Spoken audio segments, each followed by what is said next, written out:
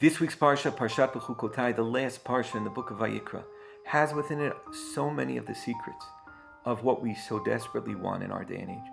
It tells us how to merit the blessings of physical prosperity, safety and security in our land, and God allowing us to stand komamiyut, upright in the world, where the world will appreciate the Jewish people and not face it with hatred. It also tells us of the power of unity. That this unity is that it describes that when we are acting properly and we merit the blessings, so then 5 of our soldiers will be able to chase away 100 soldiers of the attacking enemy. But then the verse goes on to say, and 100 of our soldiers will be able to chase away 10,000 of the enemy. This is a little bit difficult mathematically because 5 soldiers are able to chase away 20 times their amount, 100 attackers, while 100 soldiers can chase away a whole lot more. They chase away 10,000 soldiers, which is 100 times what they are. The Sforno and other commentators note that this is the power of the Jewish unity. This is the power of when we are unified. Even 5 soldiers is a level of unity, and they can achieve much more than their numbers. They can chase away 100 attackers. But when we are unified in greater numbers, when 100 of us are unified together, our power is exponentially greater. We can chase away 10,000 of the enemy. This unity is so important, and it is something that is often hard to achieve when there are so many forces that are trying to divide between us, based upon the way we look, based upon where we come from, based upon the way we vote, and based upon our religion. And therefore, the power of this unity, the power of this blessing is so desperately important. But encapsulated in this week's Parsha is also the secret of the return of the Jewish people to the land of Israel. Because the Torah speaks to us of a terrible thing that will happen, that we will be scattered from the land of Israel if we do not observe God's commandments, and we do not observe the sabbatical year.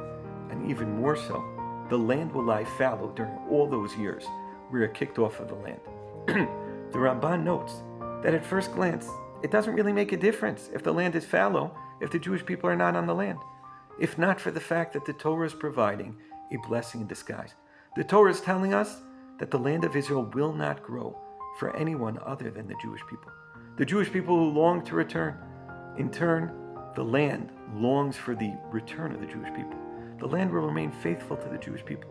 The Ramban describes this in his own lifetime, when at the end of his life, after winning the disputation of Barcelona and defending the Jewish faith against the church in Spain, he's kicked out of Spain. He comes to the land of Israel and he sees utter desolation.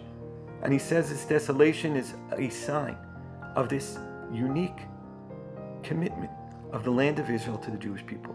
The land of Israel will not grow for other nations. But yet, this is not only true in the time of the Ramban in the 1200s. This remains true until the Jewish people return to the land of Israel. In Mark Twain's 1867 work, Innocents Abroad, he describes Palestine sits in sackcloth and ashes. He describes the utter desolation of the land of Israel. And he himself knows enough of the Bible to say that the only way that this beautiful land, what used to be the apple of the world's eye, could be so desolate is because the land is faithful to the Jewish people.